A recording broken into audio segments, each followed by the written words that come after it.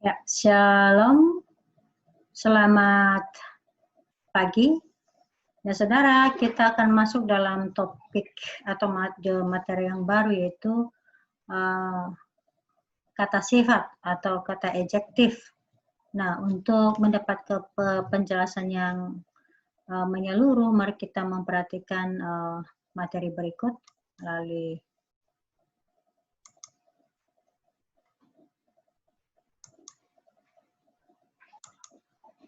Oke. Perhatikan di sini, kata sifat dalam bahasa Yunani. Saudara, kata sifat adalah kata yang menjelaskan kata benda atau kata ganti. Kata sifat dalam bahasa Yunani sepadan dengan kata yang dijelaskan. Artinya, kata sifat tersebut sama seperti kata benda, memiliki kasus, jenis, dan jumlah yang sama seperti kata yang dijelaskannya. Nah, di sini perhatikan studi leksikal atau vocabulary dari kata sifat. Contohnya kata agathos. Nah, perhatikan di sini agathos berakhiran os, kemudian ada yang nanti e, ada yang on. Kalau berakhiran os, pasti saudara mengetahui itu adalah kata yang bergender maskulin. Kalau berakhiran eta berarti itu adalah feminin, kalau berakhiran on berarti itu adalah neuter atau netral. Netral ya. Nah, agathos kalau feminin berarti agate, kalau neuter berarti agaton. Artinya adalah baik. Kemudian ada agapetos maskulin, agapete feminin, agapeton neuter. Artinya terkasih atau dikasihi, dan selanjutnya semua ini saudara akan baca satu persatu dan pahami perbedaan gendernya terlihat dari infleksinya ya. Nah, selanjutnya perhatikan di sini analisa gramatikal. Sama seperti kata benda, saudara, kata sifat memiliki jenis, jumlah, dan kasus. Bila kata sifat digunakan untuk menjelaskan sebuah kata benda, maka kata sifat itu harus sepadan dengan kata benda dalam hal sama jenis, jumlah, dan kasus. Kemudian kata sifat jenis maskulin dan neuter mengikuti pola kata benda deklinasi 2, berakhiran os atau on tadi ya. Sedangkan yang feminin mengikuti pola kata benda deklinasi pertama selalu berakhiran alfa. Nah, pada dasarnya fungsi kata sifat adalah untuk membedakan, kemudian untuk mengkualifikasikan kata benda atau menjelaskan kata benda, saudara ya. Misalnya orang baik. Kata baik merupakan kata sifat yang semata-mata menjelaskan kualifikasi dari kata orang. Sama seperti kata benda, kata sifat juga memiliki unsur jenis, jumlah, dan juga kasus. Nah, di sini ada contohnya ego eimi. Ho poimen ho kalos ya. Ego eimi ho poimen ho kalos. Perhatikan kata ho poimen di sana. Ho poimen itu adalah gembala, artinya gembala, sedangkan ho kalos itu adalah kata sifat artinya baik. Jadi ho poimen ho kalos artinya gembala yang baik ya. Jadi ego eimi ho poimen ho kalos artinya akulah gembala yang baik. Nah, kata poimen atau gembala adalah kata benda kasus nominatif tunggal dan deklinasi ketiga yang belum dipelajari tentunya ya, sama seperti yang telah Bu Nilam sampaikan sebelumnya. Ya, pada materi kalau tidak salah di awal-awal pertemuan kita ketika kita mempelajari tentang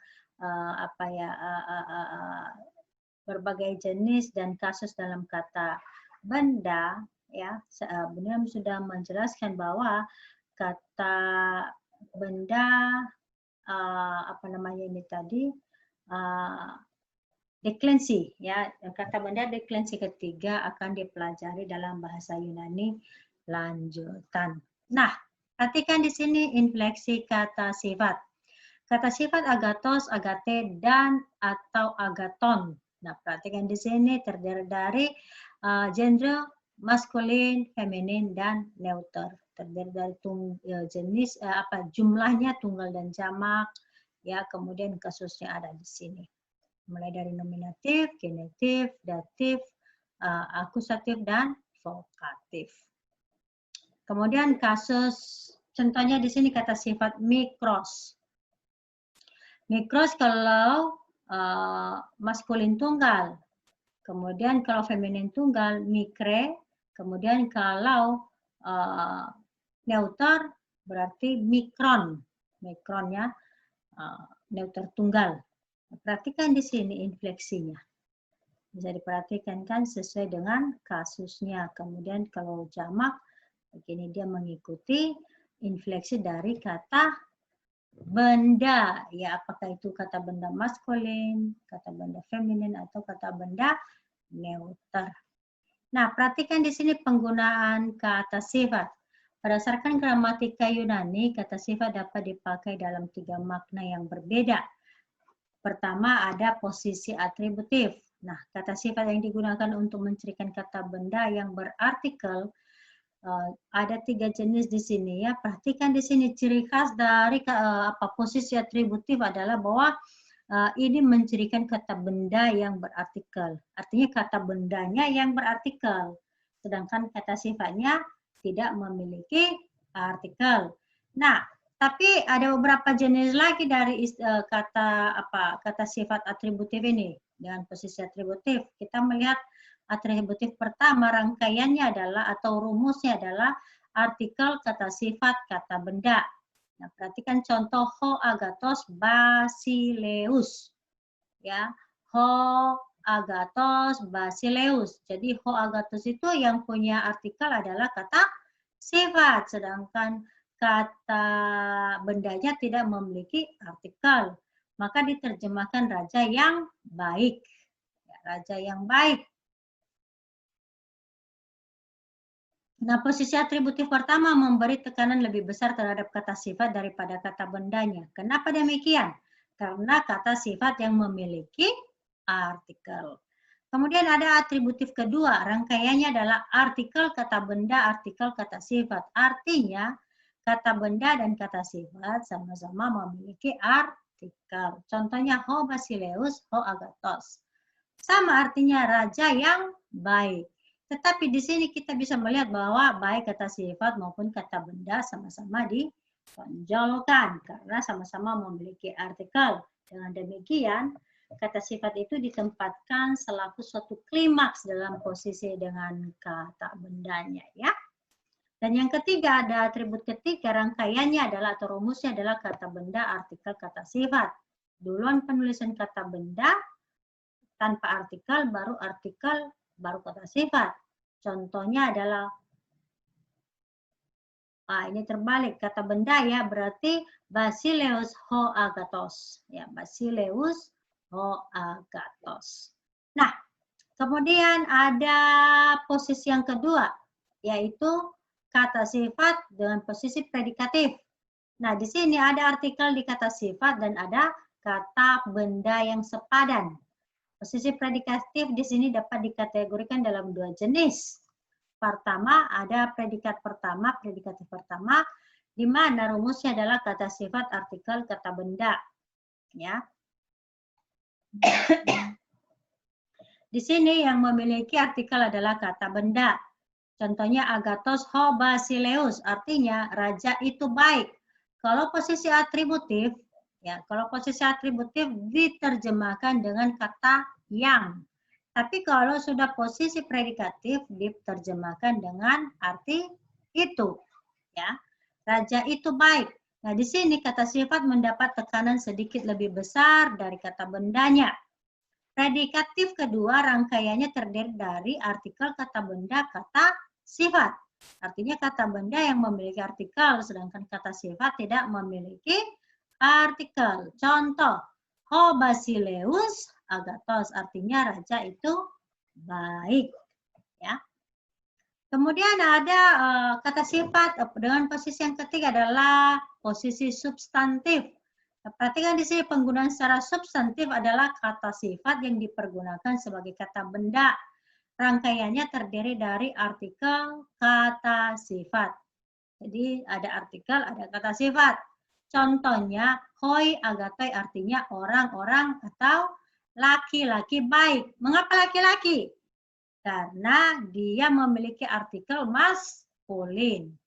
Tapi he agate artinya wanita baik. Kenapa wanita baik? Karena memperhatikan artikel dan akhirannya itu adalah dari jenis feminin. Nah, di sini tanpa melibatkan kata benda, ya di sini tidak ada kata benda. Terkadang bentuk maskulin jamak dipakai dalam pengertian umum. Contoh, hoi agatoi bisa berarti pria-pria yang baik atau orang-orang yang baik. Nah, saudara bisa melihat di sini substantif ini tidak diperlukan yang namanya kata benda. Dari kata sifat itu sendiri kita bisa menerjemahkan sekaligus memiliki kata benda. Contohnya hoi agatoi tadi orang-orang atau laki-laki baik. He agate artinya wanita baik. Sehingga perhatikan bahwa penggunaan secara substantif adalah bahwa kata sifat yang dipergunakan sebagai kata benda. Artinya kata sifat diposisikan sebagai kata benda. Itulah yang disebut dengan kata sifat dengan posisi substantif. Jadi perhatikan di sini ada 3 posisi. Ya, kata sifat pertama tadi apa? Posisi atributif diterjemahkan yang. Kemudian posisi predikatif diterjemahkan itu, dan posisi substantif di mana kata sifat digunakan sebagai kata benda. Paham ya sampai di sana? Nah, perhatikan nanti contoh di sini. Nah, di sini ada contoh lagi seperti biasa kerjaan kita ya. Buatlah diagram parsing dan terjemahkan kalimat berikut ke dalam bahasa Indonesia. Ko agapetos matetes akowei tous agatos logos. Nah, perhatikan di sini buatlah parsingnya dulu. Ya, parsingnya sama seperti ketika kita parsing sebelumnya ya. Ketika kita belajar kata benda, kata kerja, kita langsung parsing atau menguraikan. Kemudian ada diagram, saudara, bentuk diagramnya. Ya. Nah, jadi kata sifat itu bisa diposisikan sekalipun dia punya artikel, tapi bisa diposisikan dalam posisi genetif. Ya. Tapi kalau misalnya matetes, hoagatos, terus ada genetif yang mengikutinya, maka di bawah kata sifat itu diletakkanlah nanti apa? Genetifnya. Paham ya? Jadi matetes hoagapetos, artinya duluan dituliskan kata benda, baru kata sifatnya. Perhatikan diagram berikut. Matetes hoagapetos akowei logous tous agatos. Artinya, murid terkasih yang sedang mendengar perkataan yang baik. Paham ya? Nah, oleh karena itu, ini ada latihan di sini. Nanti jikalau ada hal-hal yang kurang dimengerti, nanti bisa ditanyakan. Dicoba saja dikerjakan dulu soal-soal yang ada di dalam atau soal latihan yang ada. Jikalau ada pertanyaan atau kesulitan saudara, nanti saudara bisa menuliskan pertanyaan saudara di bawah materi ini atau langsung WA di dalam WhatsApp grup kita. Demikian saja materi pada hari ini. Tuhan Yesus memberkati.